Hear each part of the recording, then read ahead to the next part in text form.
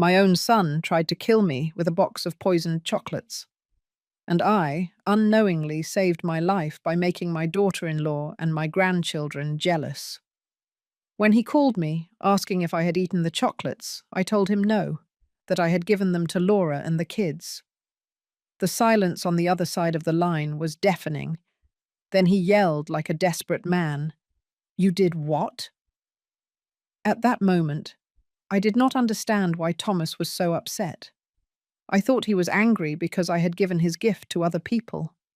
How naive I was. My name is Dorothy. I am 69 years old.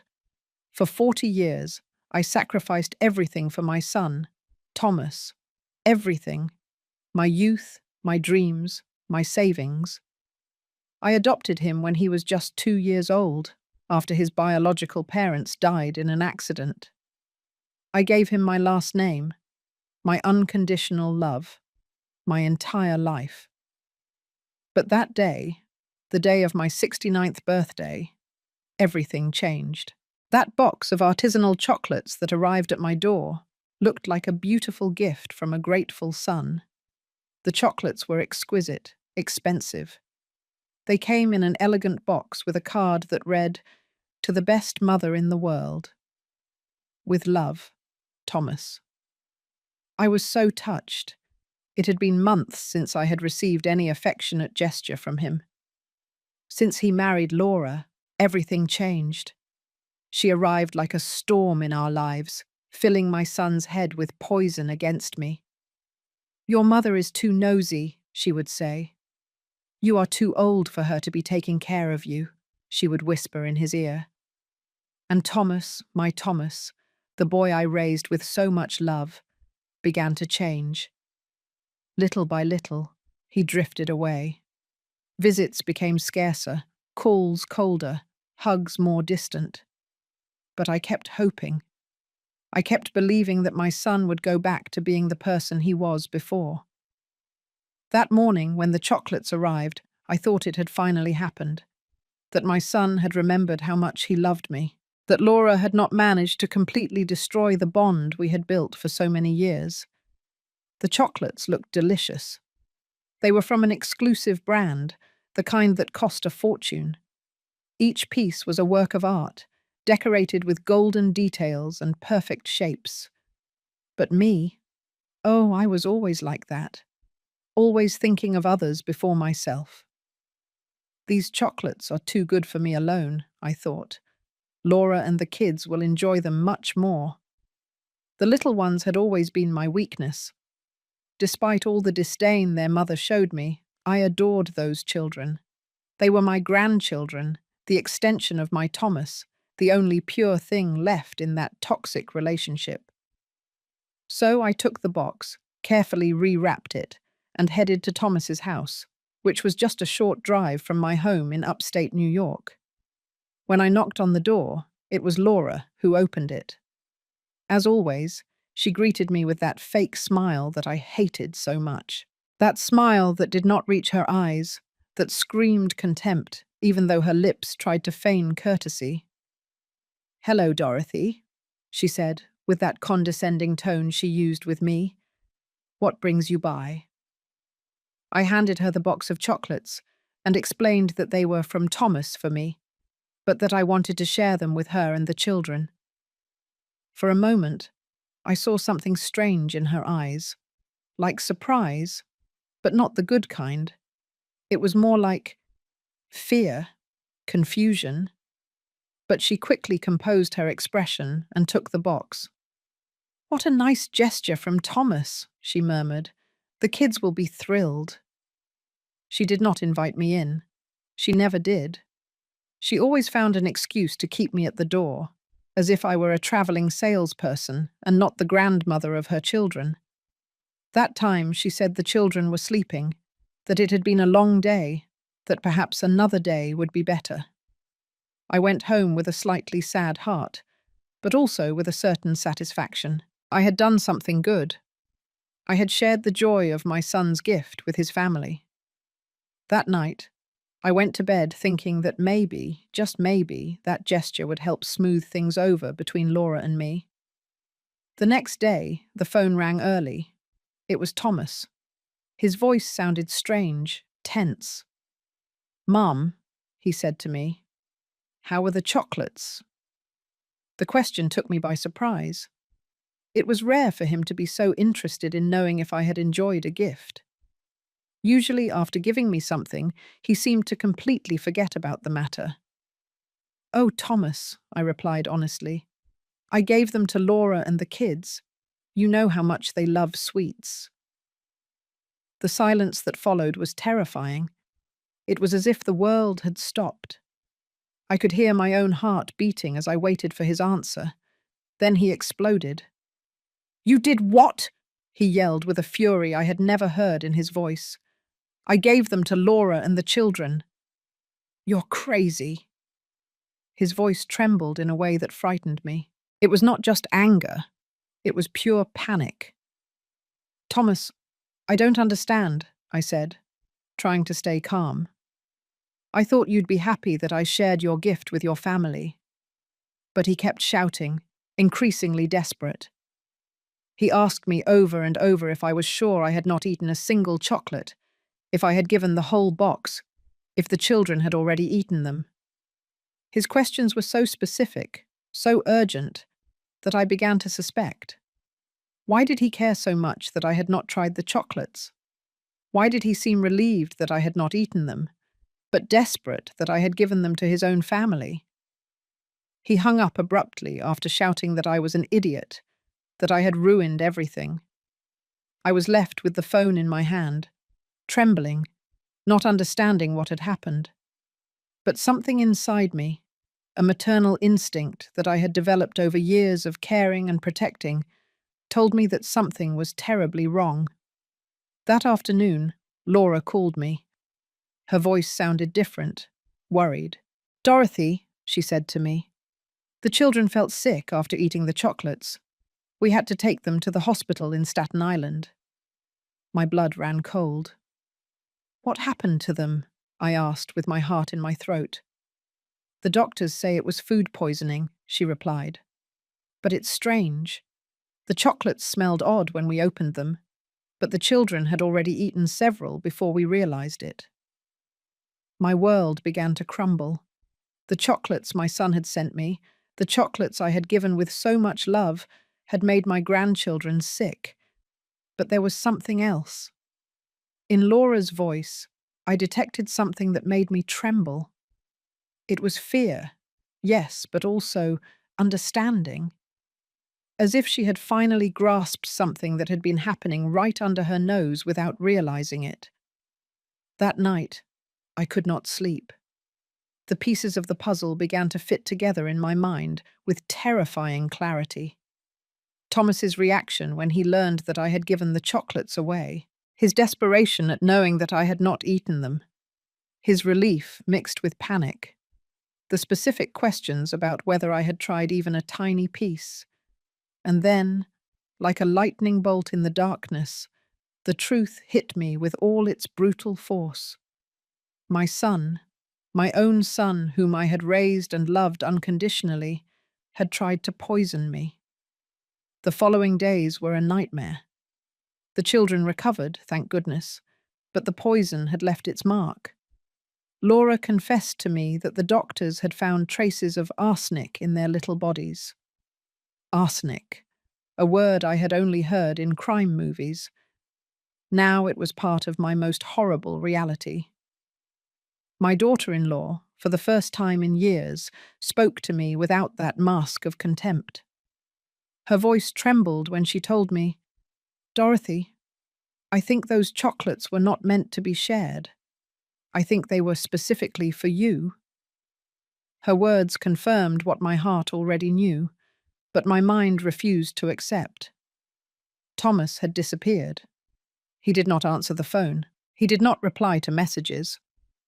When Laura went to look for him at his job at the Manhattan accounting firm, they told her he had requested emergency time off. He had run away like the coward he was, leaving his wife and children to suffer the consequences of his devilish plan. But I knew my son. I knew where to find him. I knew that when he felt cornered, He always ran to the same place, the house of his Aunt Natalie, my younger sister. She had always had a weakness for Thomas, always justifying his mistakes, protecting him from the consequences of his actions. I drove to Natalie's house with my hands trembling on the steering wheel. 40 years of unconditional love, 40 years of sacrifices, 40 years of giving everything I had. And this was what I received in return: a son who wanted to see me dead. When I knocked on the door, Natalie opened it with a look of guilt. "Dorothy," she murmured, "I didn't know you were coming, but I had already seen Thomas's car parked on the corner." "I know he's here," I said in a voice I did not recognize as my own. Thomas appeared behind her like a ghost. His face was drawn, his eyes sunken, but what struck me the most was the expression on his face. There was no remorse. There was no guilt. There was only resentment, as if I were the culprit of this whole disaster. "Why?" was the only thing I could ask him. "Why did you want to kill me?" My voice broke on that last word. Kill me. My own son had wanted to kill me. His answer broke my soul into 1,000 pieces. "Because you're a burden," he said with a coldness that chilled my blood. "Because you've always been a burden. Because I need your inheritance and you never die." My inheritance, of course. It all came down to money. The money I had saved for decades working day and night. The money I had saved living like a pauper to secure a future for him. The money I planned to leave him when I died naturally, of old age, surrounded by the love of my family. "But I didn't know you had so much money," he continued with that poisonous voice. "Until I saw the bank documents when you got sick last year. $200,000, Mum. 200,000 that I need now, not when you're 90 years old. $200,000 that I had earned with blood, sweat, and tears. $200,000 that represented 40 years of work, deprivations, of sleepless nights working double shifts to give him the best education, the best clothes, the best opportunities. Besides," he added, as if it were the most natural thing in the world, "you're old. What else are you going to do with your life? Why do you need so much money at your age?" His words were daggers in my heart. Every syllable was a deeper betrayal than the last. Natalie tried to intervene. "Thomas, don't talk like that," she murmured, but he silenced her with a look. "Aunt, you know I'm right. She's already lived her life. I have a family to support, children to educate, a future ahead of me." "A future built on my corpse," I replied with a bitterness I did not know I had inside. "A future bought with my death." He looked at me with contempt, as if I were the crazy one, as if I were the villain in this twisted story. "Don't be dramatic," he told me. It was going to be quick. The chocolates had enough arsenic to look like a natural heart attack. No one would have suspected anything. You would have died peacefully, sleeping, and I would have inherited what was going to be mine anyway. His words revealed the depth of his betrayal. It had not been an impulse, a moment of madness. It had been a calculated, meticulous, cold plan. He had researched the poison. He had bought the most expensive chocolates to disguise the taste. He had calculated the exact dose. My death had been planned with the same dedication that I had put into planning his birthdays for so many years. "And what happened?" I asked him. "Why didn't your perfect plan work?" His face twisted into a grimace of frustration. "Because you're too stupid to eat chocolates your own son gives you," he spat at me. "Because you always have to be the martyr. You always have to give everything. You always have to be the selfless, saintly mother." The irony was suffocating. The very flaw he criticized in me, my tendency to give rather than receive, had been what saved my life. My instinct to share the gift with his children had destroyed his homicidal plan. "But the worst part," he continued with rising anger, "is that now Laura knows everything. The children were about to die because of you, because of your damn compulsion to share what does not belong to you. He blamed me. After trying to murder me, he blamed me for the poisoning of his own children. Laura had appeared in the doorway during our conversation. Her face was pale, her eyes full of tears. She had heard everything. The final confirmation that her husband had not only tried to kill his mother-in-law, but had been willing to sacrifice his own children in the process. "Thomas," she said with a broken voice, "how could you? How could you put our children in danger?" He turned to her with the same coldness he had shown me. "Because nothing was going to happen," he replied. "Because the poison was for her, not for you." "But you knew I always share everything with the children," Laura yelled. "You knew there was a chance they would eat those chocolates." Thomas shrugged as if he were talking about the weather. "It was a calculated risk," he muttered. "A calculated risk." The children I had helped raise, the children who filled my afternoons with joy when everything else had turned grey, had been a calculated risk for him in his plan to murder me.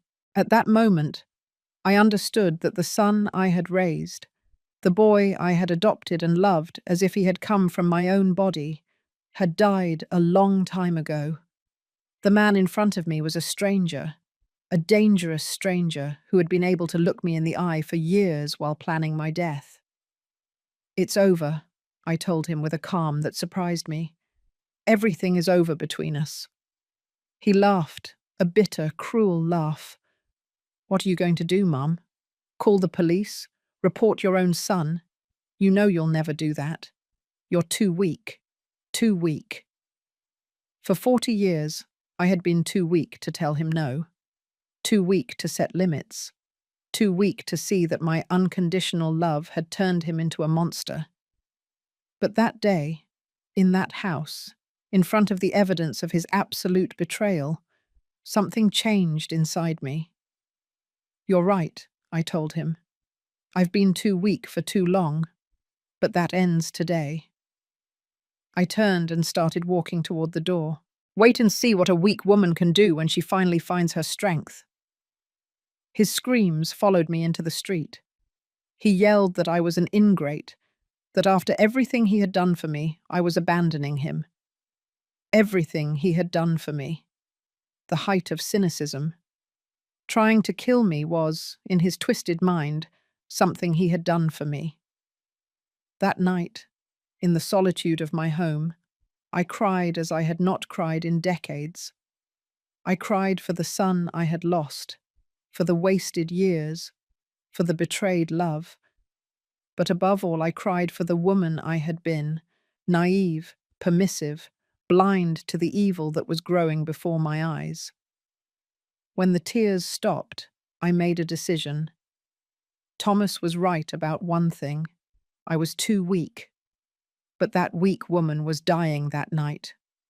Tomorrow, a new Dorothy would be born. A Dorothy who had learned that love without limits is not a virtue. It is complicity. A Dorothy who had discovered that sometimes, to protect yourself, you have to become what your enemies least expect. My phone rang. It was Stanley, my lawyer, an old family friend. "Dorothy," he told me. "Laura called me. She told me everything. Are you all right?" For the first time in days, I smiled. "I'm perfect, Stanley, and I have work for you." The transformation was not immediate, but it was total. Over the next few weeks, while Thomas believed he had emotionally destroyed me, I was building the foundations of my revenge. The first step was to move. I could not continue living in that house where I had raised a viper, where every corner reminded me of my naivety. Stanley helped me find an apartment in the most exclusive area of the city, Upper East Side. A penthouse with a panoramic view, which cost more in 1 month than Thomas earned in 3. When I signed the lease, I saw the surprise in the eyes of the real estate agent. A 69-year-old woman, modestly dressed, paying cash for a luxury apartment. "It's for my retirement," I told her with a smile. I decided it was time to give myself some treats. Retirement. What a liberating word. I was retiring from being a mother. I was retiring from being the victim. I was retiring from being the woman who gave everything and asked for nothing in return. The apartment was spectacular. Marble floors, floor-to-ceiling windows, a kitchen that looked like it was out of a magazine.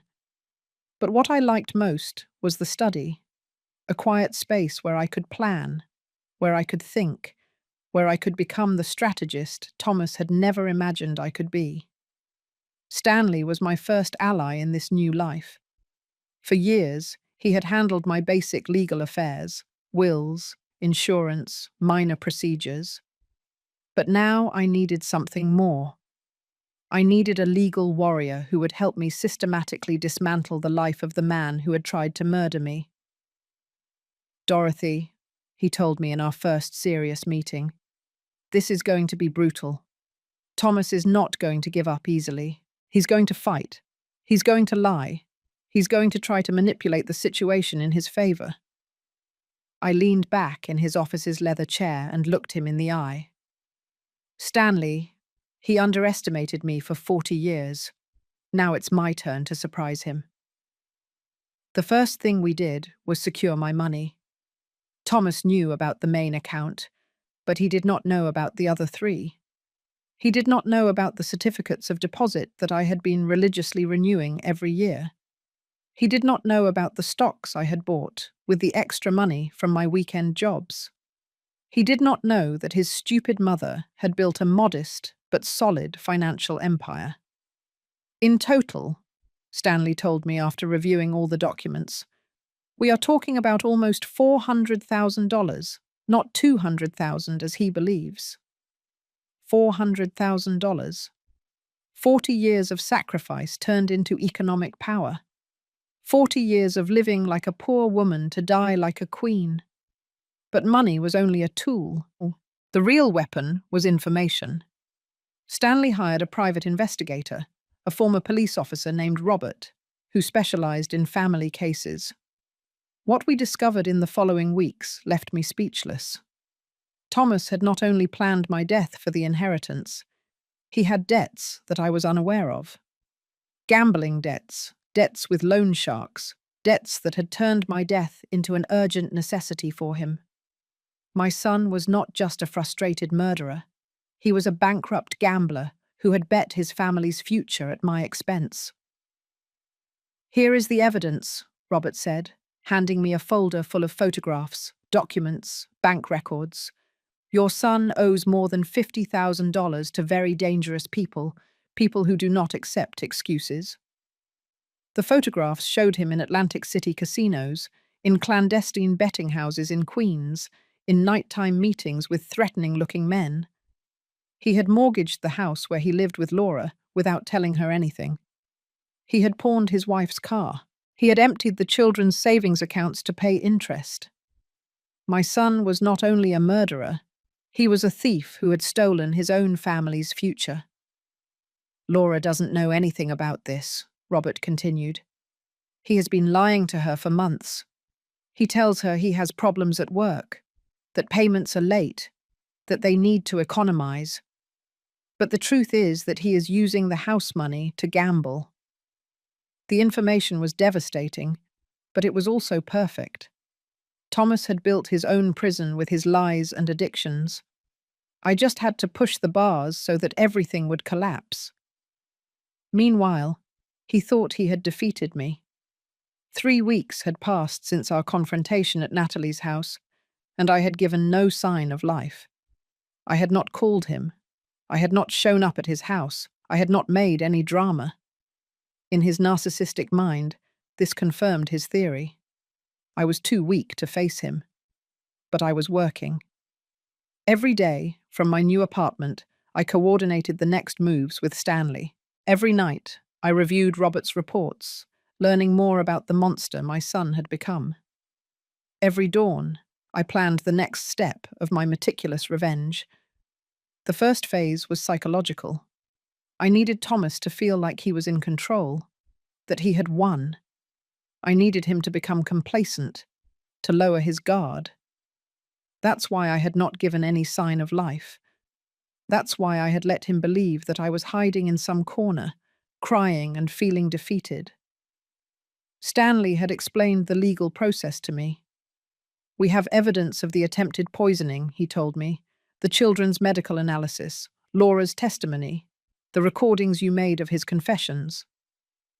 Yes, I had recorded our entire conversation at Natalie's house. A small device Robert had given me, hidden in my purse. But, Stanley continued, a criminal process is going to be long and complicated. There will be media coverage. There will be public scandal. Are you prepared for that? I was more than prepared. After 40 years in the shadows, I was ready to come out into the light and show the world who Thomas really was. Besides, he added with a smile, we have evidence of fraud, embezzlement, and financial manipulation. We can destroy him economically before the criminal process even begins. Economically? The word sounded delicious. Thomas had tried to kill me for money. Now he was going to lose all his money for trying to kill me. During those weeks of silence, I also worked on myself. I hired Yolanda, a personal stylist who completely transformed my image. Goodbye to old, conservative clothes. Goodbye to grey, unkempt hair. Goodbye to the hunched posture of the defeated woman. When Yolanda finished with me, I did not recognize myself in the mirror. My hair was dyed an elegant brown, cut in a modern style that took 10 years off me. My clothes were sophisticated but not ostentatious. Quality suits, designer shoes, discreet but expensive accessories. Dorothy, Yolanda told me, admiring her work, you look like a woman of power. A woman of power? I liked the sound of that. For 40 years, I had been a woman of service, a woman of sacrifice, a woman of shadows. Now it was time to be a woman of power. The last element of my transformation was the most important. My attitude. I hired a personal coach, a psychologist specializing in female empowerment. Dorothy, she told me in our first session, you have to stop seeing yourself as a victim. You are a survivor. You are a warrior. The sessions were revealing. For decades, I had confused love with submission, kindness with permissiveness, motherhood with total self-denial. I had raised a monster because I had been afraid of being a bad mother if I set limits. True love, the psychologist explained to me, includes consequences. If there are no consequences for bad actions, there is no love. There is complicity. Complicity. For 40 years, I had been an accomplice in my son's transformation into a sociopath. But no more. The new Dorothy was not an accomplice to anyone. The new Dorothy was a force of nature that was about to unleash upon Thomas's world like a devastating hurricane. One night, exactly 1 month after our confrontation, I decided it was time to make my first public appearance. I carefully chose the location, the most exclusive art gallery in the city, where a private collection of contemporary paintings was being exhibited. I dressed in a black designer suit, high heels that made me look taller and more imposing, and jewelry I had bought that very afternoon.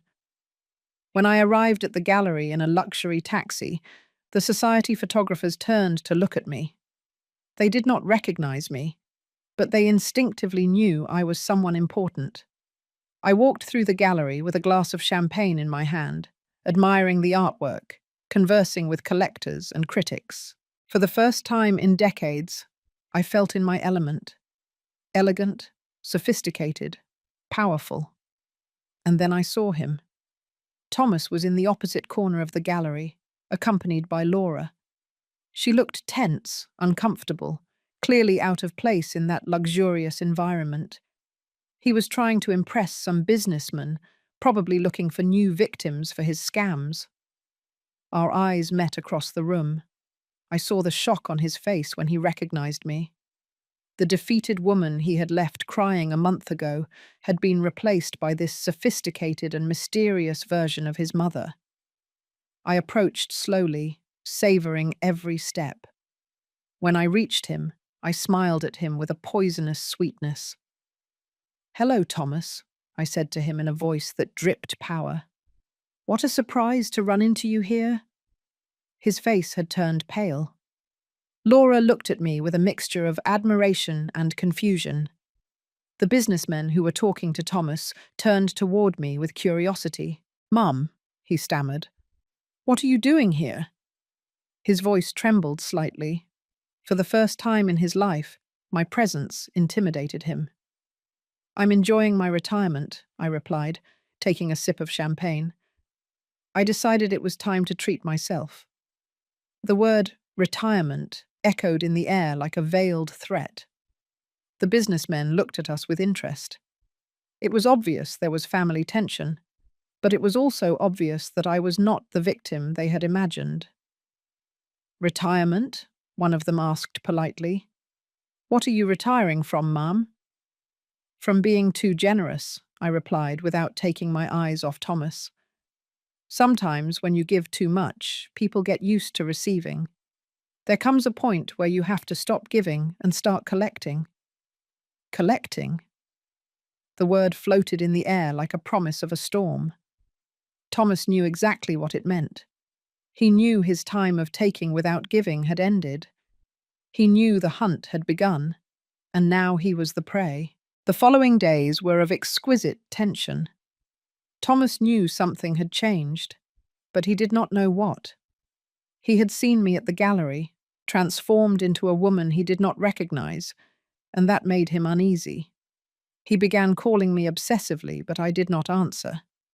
I let his calls go to voicemail, where I could hear his growing nervousness. "Mum, answer the phone," he said in his messages. "We need to talk. I need to know what you are planning." What are you planning? For the first time in his life, he was the one who was afraid of me. For the first time, I was the predator and he was the prey. Stanley had begun the legal phase of my revenge. The first thing was to file a civil lawsuit for attempted murder, with all the evidence we had gathered. The children's medical analysis, the audio recordings, the testimonies of Laura and the medical staff who had treated my grandchildren. "Dorothy," Stanley told me in his office, "this lawsuit is going to be a scandal. The media are going to cover the case. Your story is going to be on every newscast." Perfect. I wanted the whole world to know who Thomas really was. I wanted his neighbors in Connecticut, his co-workers, his friends, to know that he had tried to murder his own mother. But the civil lawsuit was only the appetizer. The main course was the investigation Robert had completed into Thomas's illegal activities. Mortgage fraud, misuse of family funds, defrauding loan sharks, tax evasion. My son had built a financial house of cards that was about to collapse. "Here are all the documents," Robert said, handing me 3 folders full of evidence. "Your son has been stealing from his own family for months. Laura can sue him for marital fraud and recover everything he stole." Marital fraud. The words sounded delicious. I decided it was time to have a conversation with Laura. Despite all our past problems, she was also a victim of Thomas. She had also been deceived, manipulated, stolen from, and most importantly, she was the mother of my grandchildren, the children who had been about to die because of their father. I invited her to lunch at the most elegant restaurant in the city. When she arrived, I saw the surprise in her eyes at seeing my new version. I was no longer the modest, resigned mother-in-law she had known for years. I was a woman of power who had decided to take control of her destiny. "Laura," I said to her after we ordered our turkey clubs, "we need to talk." She nodded nervously. She knew something big was coming. "I know everything about Thomas's debts. I know about the gambling, about the loan sharks, about the mortgage he put on your house without your knowledge." Her face fell apart. How do you know that? She murmured. Because I hired investigators, I replied calmly. Because I decided to stop being the victim and become the hunter. I handed her one of the folders Robert had prepared. Everything is there. Documents, photographs, bank records. Laura reviewed the papers with tears in her eyes. Each page was a deeper betrayal. Her husband had not only tried to murder his mother-in-law, but had been systematically stealing his family's future to feed his gambling addiction. Dorothy, she said to me with a broken voice, I didn't know any of this. He told me there were problems at work, that we needed to economize. I never imagined that he was— Her voice was lost in sobs. That he was destroying our lives. Laura, I said, taking her hand, you are not to blame for anything. Thomas deceived both of us, but now we have the opportunity to get justice. I explained my plan. She could file a lawsuit for marital fraud, recover the house, protect the children's future. I would help her with the legal expenses. But, I added firmly, I need you to testify against Thomas. I need you to tell the whole truth about the chocolates, about his confession, about everything you have seen. She did not hesitate for a second. Of course, she told me. It is the least I can do after everything that has happened. While we were eating our mashed potatoes, Thomas arrived at the restaurant. It was no coincidence. He had been following her, worried about this meeting between his wife and his mother. When he saw us together, sharing documents, his face transformed into a mask of panic. He approached our table with agitated steps. What are you doing? He asked in a tense voice. What are you talking about? His desperation was palpable. He knew his world of lies was collapsing. We are talking about you, I replied with a cold smile. We are talking about your debts, your lies, about how you have been stealing from your own family. Thomas looked at the documents on the table, and his face completely collapsed. Laura, he pleaded with his wife, don't listen to this crazy old woman. She's trying to manipulate you, to separate us. Crazy old woman. Even in that moment of total panic, he could not stop insulting me. He was incapable of showing respect or remorse. Thomas, Laura told him in a voice I had not heard before, a voice full of strength and determination. I know everything now. I know about the gambling, about the debts, about the mortgage. I know you have been lying for months. He tried to deny it, but she interrupted him. And I know you tried to kill your mother. She shouted the last words, attracting the attention of the entire restaurant. The diners turned toward us, murmuring among themselves. Thomas realized he was being watched and lowered his voice, but his desperation was increasingly evident. Laura, please, he whispered to her. We can fix this. We can work it out together. You don't need to listen to this woman. She has always tried to separate us, always manipulating, always blaming others, never taking responsibility for her actions. No, Laura replied firmly. No more. No more lies. No more manipulation. I am going to protect our children, and that means taking them away from you. She got up from the table, picked up her purse, and headed for the exit. My lawyers will be in touch with you. Thomas stood there, next to our table, trembling with rage and impotence. When Laura left, he turned to me with a fury that reminded me why I had decided to destroy him. This is your fault, he hissed through clenched teeth. You ruined my marriage. You destroyed my family. I didn't destroy anything, I replied with supernatural calm. I only brought the truth to light. Your marriage was ruined when you decided to become a liar and a thief. Your family was destroyed when you decided to try to murder your mother. I got up from the table and looked him directly in the eyes. And this is just beginning. His threats followed me into the street. "You're going to regret this," he yelled as I walked toward my taxi. "You're going to pay for destroying my life." Destroying his life. He had tried to destroy mine literally, and now he complained because I was defending myself. That night, Stanley called me with news. "Dorothy, the lawsuit is already in process. The media have started calling. They want interviews. They want your side of the story." It was exactly what I had expected. "Schedule the interviews," I told him. "It's time for the world to know the truth." The first interview was with the most watched news program in the city, Channel 5 News. I arrived at the studio impeccably dressed, with the confidence of a woman who had found her power. The journalist received me with curiosity and compassion. "Miss Dorothy," she said to me in front of the cameras, "tell us your story. How did you discover that your son had tried to poison you?" I told her everything. The chocolates, Thomas's reaction, the children's poisoning, his cold and calculated confession. I spoke calmly without dramatizing, letting the facts speak for themselves. "How does a mother feel when she discovers that her son wants to kill her?" the journalist asked me. "She feels free," I replied. "She feels free from an illusion she had maintained for 40 years.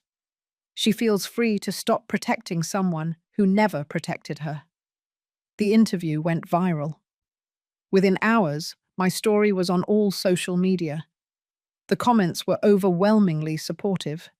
Hundreds of women wrote to me, telling me their own stories of ungrateful children, toxic families, unrequited love.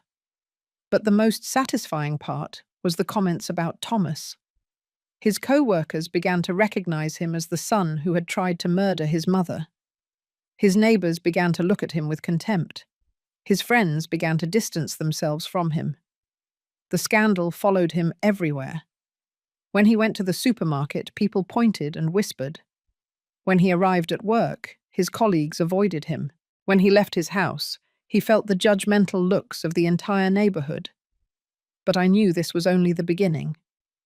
Public humiliation was satisfying, but true justice was yet to come.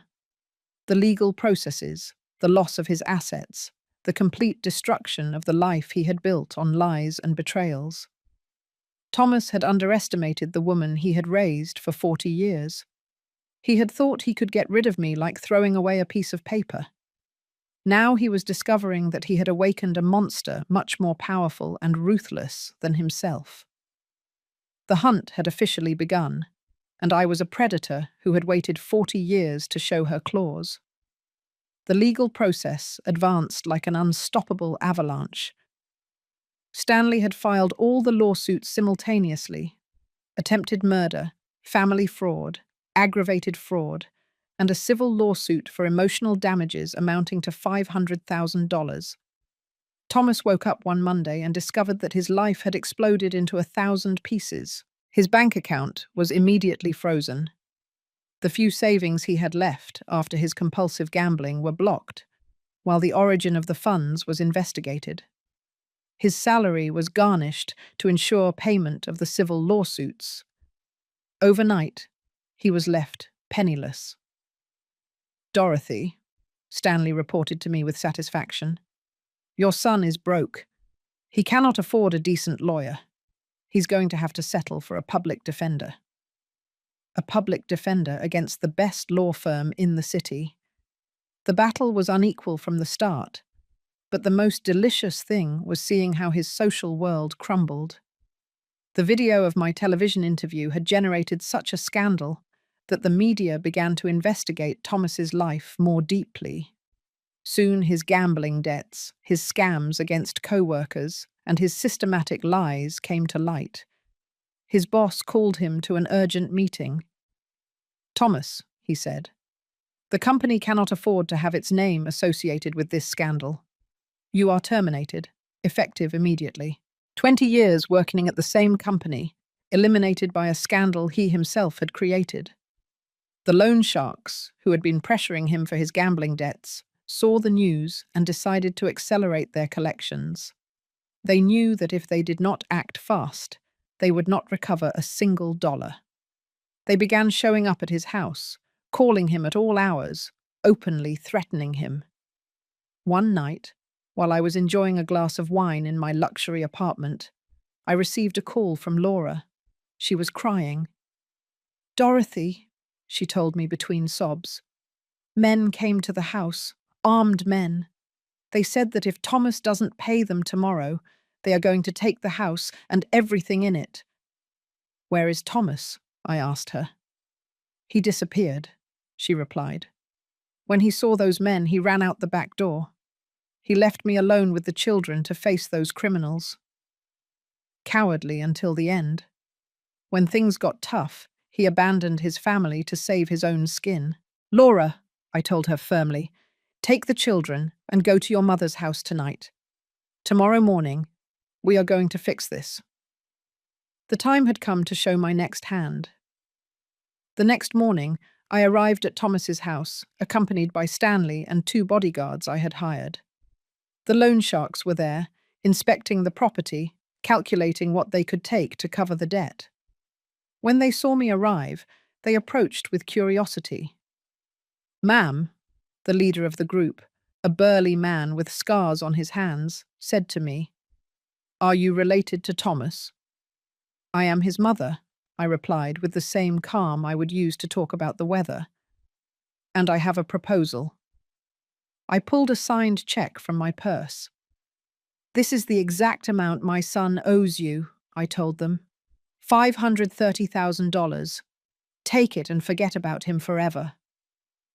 The men looked at the check in surprise. They did not expect an elegant woman to show up with $500,000 in cash. "Why would you do this for him?" the leader asked me. "I am not doing it for him," I replied. "I am doing it for my daughter-in-law and my grandchildren. They are not to blame for living with a gambler." The man took the check, examined it carefully, and finally nodded. "Deal. Your son is debt-free with us." When they left, Laura came out of the house with tears in her eyes. "Dorothy," she said, "I cannot accept that you pay Thomas's debts." "I'm not paying them for him," I explained. "I'm paying them for you all, and it's not for free." I handed her a document that Stanley had prepared. "It's a property transfer," I explained. "The house is now in your name. Thomas no longer has a legal right to it. And this," I handed her another paper, "is a loan agreement. You owe me $530,000, but you can pay it in small installments over the next 20 years.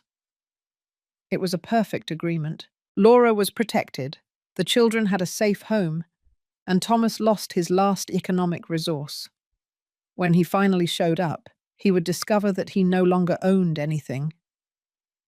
That afternoon, Thomas finally deigned to call me. His voice sounded desperate, broken. "Mom," he pleaded, "I need your help. The loan sharks are going to kill me if I don't pay them. I need money. I need you to forgive me. I need—" "Thomas," I interrupted him coldly, "I already paid your debts." I could hear his sigh of relief on the other side of the line. "Thank you. Mum, I knew you wouldn't abandon me. I knew that, but I didn't do it for you," I continued. "I did it for Laura and the children. And you no longer have a house. I transferred it to your wife's name." The silence that followed was absolute. "What?" he finally murmured. "The house is no longer yours. Your wife owes me the money, not you. You have nothing more to do with that property." His breathing became agitated. "You can't do that," he yelled. "It's my house. I bought it." "Did you buy it with money you stole?" I replied. "And now it has returned to legitimate hands. Laura and the children are protected. You are on your own." I hung up the phone without waiting for his response. The following days were of delicious tension. Thomas showed up at the house, but Laura had already changed the locks. When he tried to force his way in, She called the police. The officers arrived and explained to him that he no longer had a legal right to the property. "But she's my wife," he yelled as they escorted him out of his own house. "I have a right to be here." "Sir," the officer told him, "your wife has requested a restraining order. You cannot approach within 200 yards of this property." Restraining order. Laura had followed my advice to the letter. Now Thomas had not only lost his house, but legally could not go near his family. He was a complete pariah, rejected by society and abandoned by his own. Homeless, jobless, penniless, Thomas was forced to take refuge in cheap, run-down motels. But even that became unsustainable when the media began following him. Reporters constantly harassed him, asking him about the attempted murder, about his debts, about his gambling addiction. One night, desperate and humiliated, he decided to do something he considered intelligent, but which turned out to be the final nail in his destruction. He created a social media profile and began live streaming, trying to tell his side of the story. "My mother is crazy," he said in front of his phone camera from a dirty motel room. "She is making all this up because she wants attention.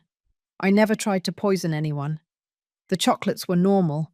She is manipulating my whole family against me." But the internet does not forgive. Users began bombarding him with specific questions he could not answer. "Why was there arsenic in the chocolates?" they asked. "Why did your children get poisoned?" they insisted. "Where is the proof that your mother is lying?" His broadcast went viral, but not in the way he expected.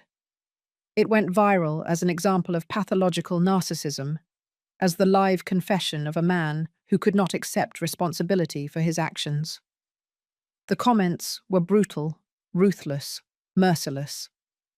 "This guy really thinks we're stupid," someone wrote. "His own wife is reporting him, and he says it's all a lie," added another. "Typical psychopath, always blaming others," commented a third. But what really sealed his fate was when someone asked him directly, "If you are innocent, why don't you sue your mother for defamation?" Thomas was speechless. He could not sue me because he knew I had all the evidence. He could not deny the attempted poisoning because the evidence was irrefutable. His silence at that question was interpreted by everyone as an admission of guilt. The broadcast ended abruptly when he began receiving death threats live. He had tried to manipulate public opinion and had achieved exactly the opposite. The next day, clips of his broadcast were on every newscast. Behavioral analysts dissected him as a case study of malignant narcissism. Psychologists explained on television how his inability to accept responsibility was typical of antisocial personalities. Thomas had achieved something that I could not have achieved even with the best public relations team. He had destroyed his own reputation so completely and publicly that there was no turning back. He had become the national villain, the symbol of filial ingratitude taken to the extreme. But for me, the most satisfying thing was not his public humiliation. It was the tranquility I saw in Laura's eyes when I visited her, the security my grandchildren felt in their own home, the peace I had found by moving away from the toxicity that had dominated my life for decades. Formal justice was still in process, but poetic justice had already been served. The son who had tried to kill me for money now did not have a single dollar. The man who had scorned my love now begged for my forgiveness. The manipulator had been exposed and rejected by everyone. And I, the victim who had spent 40 years in silence, had finally found my voice. The months that followed were of total transformation. While Thomas sank further and further into his own misery, I flourished as never before in my life. The luxury apartment had become my sanctuary, a place where for the first time in decades I could breathe without the weight of constant manipulation. Stanley kept me informed of the progress of the legal cases. "Dorothy," he told me during one of our weekly meetings, The district attorney is very interested in prosecuting Thomas for attempted murder. The evidence is overwhelming. The audio recordings, the medical testimonies, the confessions he himself had made, everything formed a solid and irrefutable case.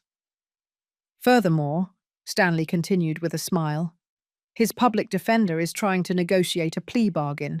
He knows he cannot win this case. A plea of guilty would mean Thomas would have to publicly admit, in front of a judge, that he had tried to murder his own mother. But what truly filled me with satisfaction was seeing how Laura had flourished after breaking free from the toxicity of her marriage. Without the constant lies, without the financial stress, without the emotional manipulation, she had returned to being the strong woman I had glimpsed years ago. "Dorothy," she told me during one of our weekly lunches, "for the first time in years, I feel free. The children are happy, safe. They sleep peacefully for the first time in months. Seeing my grandchildren recover their innocence, seeing their sincere smiles, was worth more than any revenge I could plan." One afternoon, while enjoying a coffee on my apartment terrace, I received an unexpected call. It was Natalie, my sister. Her voice sounded embarrassed, guilty. "Dorothy," she told me, "I need to talk to you. I need to apologize." I decided to receive her at my house. When she arrived, the difference between us was abysmal. I looked elegant, serene, empowered. She looked consumed by guilt and shame. "Dorothy," she began with tears in her eyes, "I knew Thomas had problems, but I never imagined he was capable of trying to kill you." "Natalie," I replied with a calm that surprised me, "you always knew there was something wrong with him. You always justified him. You always protected him from the consequences of his actions." She nodded, unable to deny the truth. "I know I was an accomplice to his behavior. I know I failed you as a sister. What hurts me the most," she continued, "is that when he came to ask me for refuge after trying to poison you, I welcomed him into my house. I protected him, knowing what he had done." Her tears were genuine. Her repentance seemed real, but the damage was already done. "Natalie," I told her, without cruelty, but with firmness, "for 40 years, you chose to protect a monster instead of protecting your sister. I cannot simply forget that, because you feel guilty now." She left my house crying, but I felt at peace. I had set clear limits. I had expressed my truth without aggression, but without concessions. The criminal trial began 6 months after the attempted poisoning. The media covered every detail, every testimony, every piece of evidence presented. I testified with a serenity that impressed even the most experienced reporters. "Ms. Dorothy," the prosecutor asked me, "how did you feel when you discovered that your son had planned your death?" "I felt liberated," I replied, looking directly at Thomas in the dock. "Liberated from 40 years of manipulation, from 40 years of giving unconditional love to someone incapable of reciprocating it." Thomas looked haggard, aged, destroyed. His public defender had done what he could, but the evidence was irrefutable. The testimonies of Laura, of the doctors who treated the children, of the specialists who analyzed the chocolates, built a perfect case. When it came time for his testimony, Thomas attempted one last manipulation. "I loved my mother," he declared with false tears. "This is all a terrible misunderstanding. I never wanted to hurt anyone." But his own recordings betrayed him. When the prosecutor played the audio where he confessed his plan, his version completely crumbled. The jury deliberated for barely 2 hours, guilty of attempted first-degree murder, guilty of endangering the lives of minors, guilty of aggravated fraud. The sentence was 12 years in prison, with no possibility of parole before serving 8. When I heard the verdict, I did not feel triumph. I felt peace, justice. The legal confirmation of what I already knew, that I had been the victim of a calculated and premeditated attempted murder by my own son. Thomas looked at me from the dock as he was being handcuffed. His eyes no longer held the arrogance of before, only desperation and self-pity. "Mum," he yelled as they took him away. "You're still my mother. You can't abandon me like this." But I remained motionless, serene, watching him move away toward his inevitable destiny.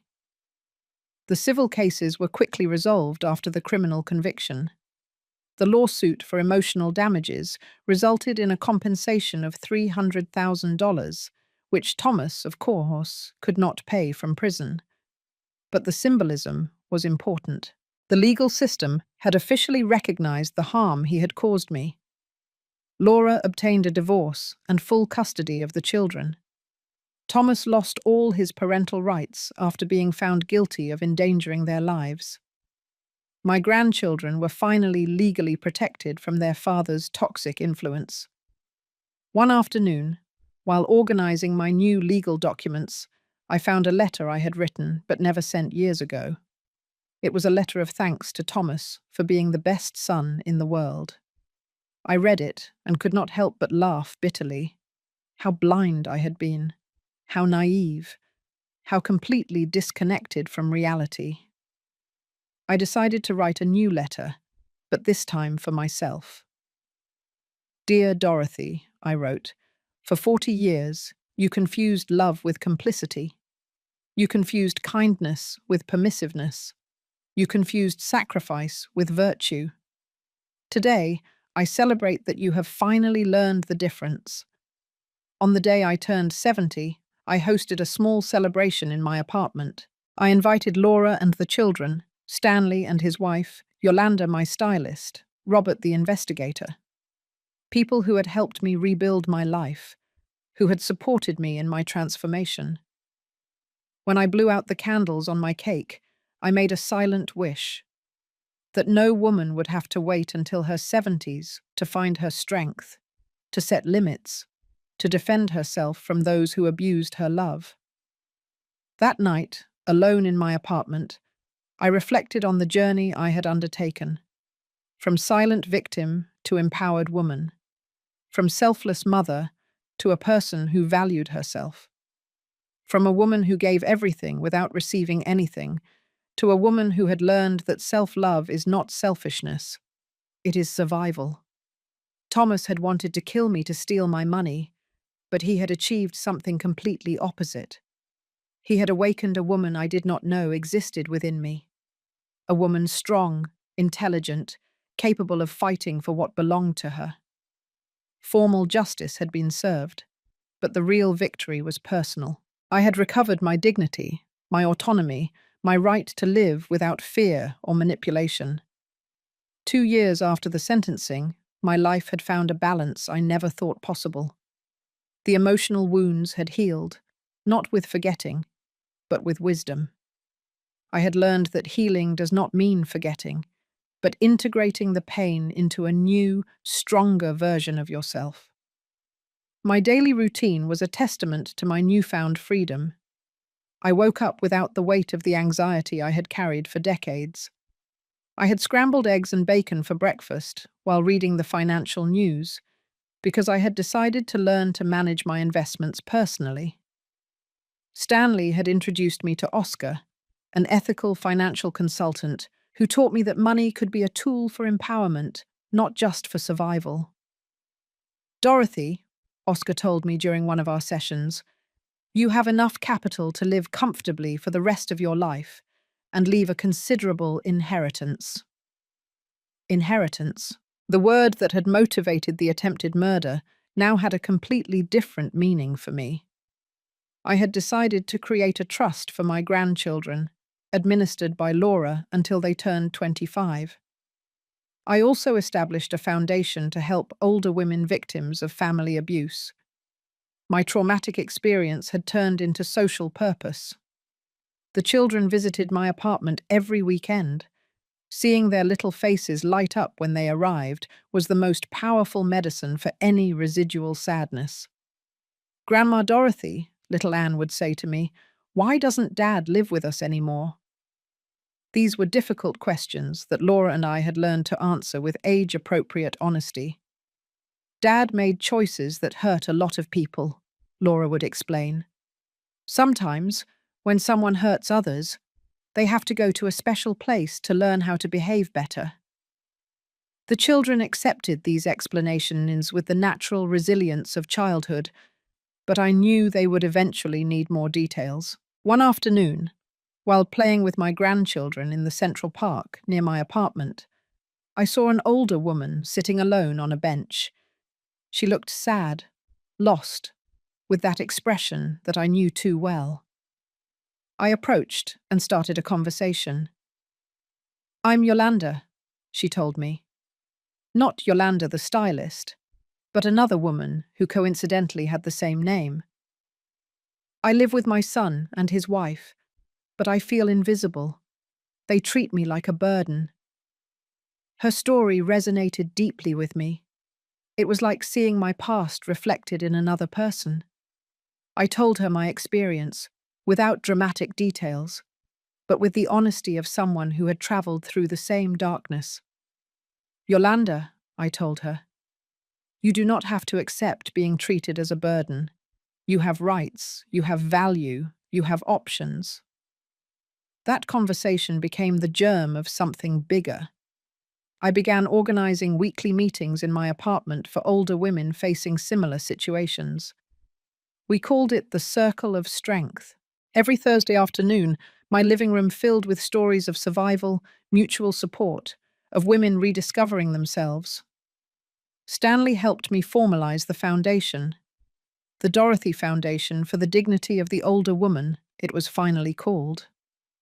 Our first project was a temporary shelter for elderly women victims of family abuse. The second was a free legal assistance program. The media began calling me to talk about the issue of elder abuse. My story had resonated so much that I became, without seeking it, a voice for other victims. Family abuse doesn't always leave visible bruises, I would say in interviews. Sometimes the abuse is emotional, financial, psychological. One morning, exactly 3 years after the attempted poisoning, I received a letter from prison. It was from Thomas. My first impulse was to throw it away unread, but curiosity won out. I opened it with trembling hands. "Dear Mum," it began, "I know I don't deserve your forgiveness, but I need you to know that I have been reflecting on what I did." The letter continued with what seemed like genuine apologies, expressions of remorse, promises of change, but there was something in the tone that felt familiar. Subtle manipulation, the attempt to elicit pity. "I've been going to psychological therapy," he wrote. "The psychologist says I have deep issues that come from my early abandonment, from the death of my biological parents." Even from prison, he continued to blame others for his decisions. He was still incapable of assuming full responsibility. "Please, Mum," the letter ended, "give me a chance to repair the damage I caused. Agree to visit me. I need to see you. I need your forgiveness to be able to heal. I need, I need, I need." It had always been about what he needed, never about what I needed or deserved. I showed the letter to my psychologist, the doctor who had helped me through my healing process. "Dorothy," she told me after reading it, "how do you feel reading this?" "I feel sorry," I replied.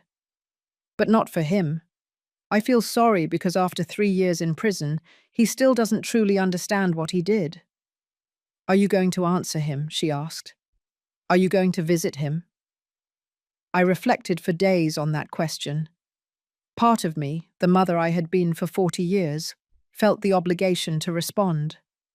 But the new woman who had emerged from the ashes knew that my healing did not depend on forgiving the person who had tried to kill me. I finally decided to write a response, but not the one he expected. "Thomas," I wrote, "I received your letter. I am glad to know that you are reflecting on your actions. However, my healing process does not require seeing you or forgiving you. I have learned that forgiveness is for the benefit of the one who forgives, not the one who asks for it. I have built a fulfilling life without you, my letter continued. I have found peace, purpose, and happiness. Your absence is not an emptiness in my life. It is a space filled with tranquility. I hope you find your own redemption, but my path to healing no longer includes trying to save you from the consequences of your decisions. I signed the letter simply as Dorothy, not as Mum. That title had been revoked the day he decided to become my potential killer. I sent the letter and felt a profound release. I had definitively closed the last chapter of that toxic relationship. Laura had also rebuilt her life. She had started studying psychology, inspired by our experience. I want to help other families identify signs of manipulation before it's too late, she told me. Her transformation from silent victim to active advocate was inspiring. The children were growing up healthy and safe. They occasionally asked about their father, but without the anguish they had shown during the years of family toxicity. Emotional stability had replaced the constant chaos that had marked their early years. One afternoon, while reviewing the Foundation's reports, I realized something extraordinary. In 2 years, we had helped more than 200 older women escape abusive situations. Some had recovered properties stolen by manipulative children.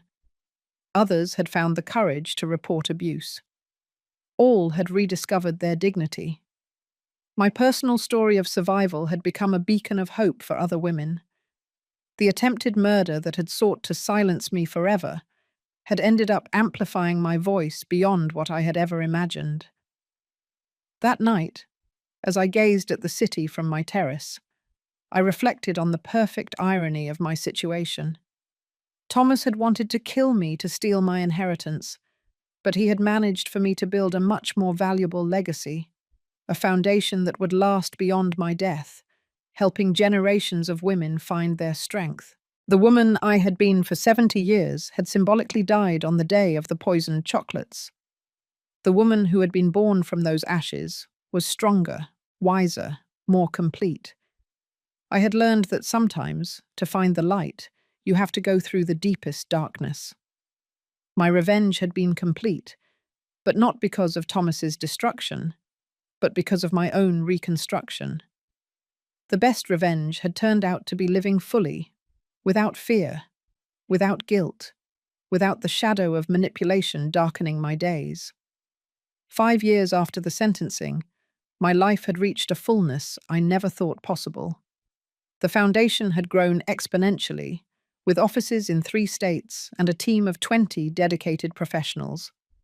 We had helped more than 500 women regain their dignity and autonomy. One morning, Stanley called me with unexpected news. "Dorothy," he told me with a grave voice, "Thomas is applying for parole. He has served 5 years of his sentence, and his lawyer argues good behavior." My heart momentarily sped up, but the anxiety lasted only seconds. I was no longer the vulnerable woman I had been. "What does that mean for us?" I asked calmly. "It means there will be a hearing," Stanley explained. "The judge will review his case. He will hear testimonies for and against his release. You have the right to testify." I decided it was time to face Thomas one last time, but from a position of absolute power. For 5 years, I had built a new identity, a new life, a new purpose. He had remained stagnant in a cell, paying for his crimes. The hearing was scheduled for a Tuesday morning. I arrived at the courthouse accompanied by Laura, who was now a licensed psychologist and the associate director of my foundation. We dressed professionally, projecting the image of the successful women we had managed to become. When Thomas entered the room, his appearance struck me. 5 years of prison had transformed him into a prematurely aged man. His hair was completely grey, his face marked by deep wrinkles, his posture hunched by defeat. There was no trace left of the arrogant man who had tried to murder me. His lawyer presented the case for parole. "My client has shown genuine remorse," he argued. "He has participated in rehabilitation programs. He has maintained excellent conduct. He has expressed sincere desires to repair the damage caused to his family."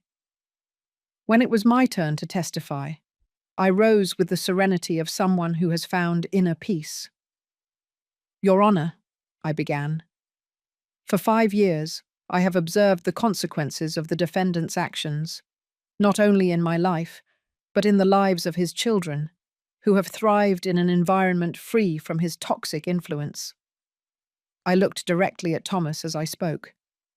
"I have built a foundation that has helped 500 women victims of family abuse. Every one of those stories reminds me why it is important for actions to have real and lasting consequences." "Mr. Thomas not only attempted to murder me," I continued firmly. "He endangered the lives of his own children. He stole from his family. He lied systematically for years. His early release would send a dangerous message that repentance after being caught can erase the severity of trying to murder your own mother." The judge listened intently, taking notes. When Thomas had the opportunity to speak, he addressed me directly. "Mum," he said with a broken voice, "I know I don't deserve your forgiveness, but I have changed. I have understood the damage I caused. I have spent 5 years reflecting on my mistakes." His words sounded rehearsed, calculated to generate compassion, but they no longer had power over me. "Thomas," I replied calmly, "you lost the right to call me mother the day you decided to become my potential killer. 5 years in prison do not erase 40 years of manipulation or the trauma of discovering that your own son wanted to see you dead." Laura's testimony was devastating for his chances. As a professional psychologist, she explained to the judge the patterns of narcissistic and manipulative behavior she had observed for years. "The children have prospered without their father's presence," she declared. "They have developed emotional stability, security, confidence. His release would represent a setback in their psychological development." The prosecutor presented evidence that Thomas had attempted to contact loan sharks from prison, suggesting that his gambling addiction problems persisted. He had also received money from unidentified sources in his commissary account, suggesting continuous links to questionable activities. After 2 hours of deliberation, the judge announced his decision. "Parole request denied," he declared. "The defendant will serve his full sentence. The premeditated nature of his crimes, combined with the pattern of manipulative behavior and the lack of genuine remorse, make his early release inappropriate."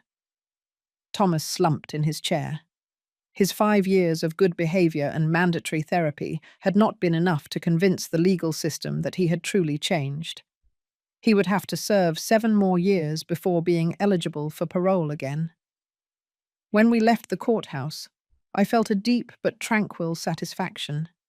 It was not vengeful triumph, but the confirmation that justice had prevailed. Thomas would pay fully for his crimes, while I continued to build a legacy of hope and empowerment. That afternoon, during the weekly meeting of our Circle of Strength, I shared the experience with the women of the group. "Today I faced my aggressor once more," I told them, "but no longer from fear or vulnerability. I faced him from the power I have built during these years." Yolanda, the woman I had met in the park years ago, and who now coordinated one of our programs, raised her hand. "Dorothy," she said, "your story has taught us that it is never too late to reclaim our dignity. At 70, you found your strength. I found mine at 65.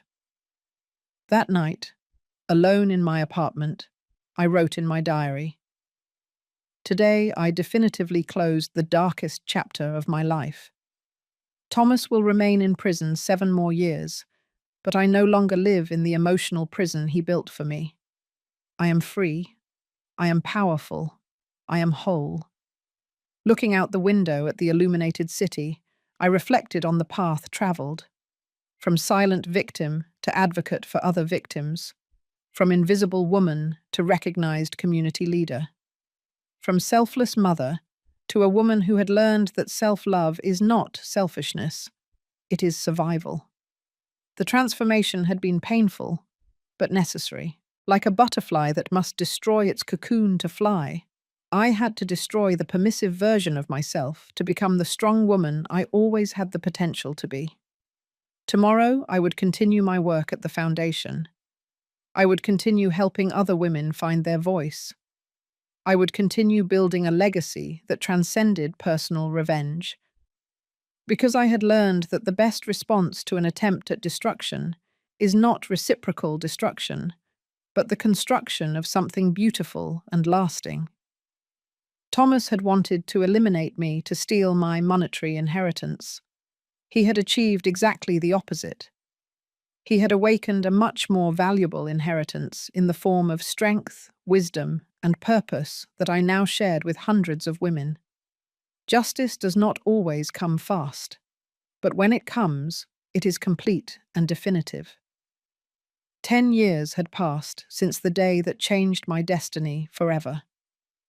Now, at 79, I contemplated my life with a deep satisfaction I never thought possible. The Dorothy Foundation had grown to become a recognized national institution, with shelters in 8 cities and a legal assistance program that had helped more than 2,000 women.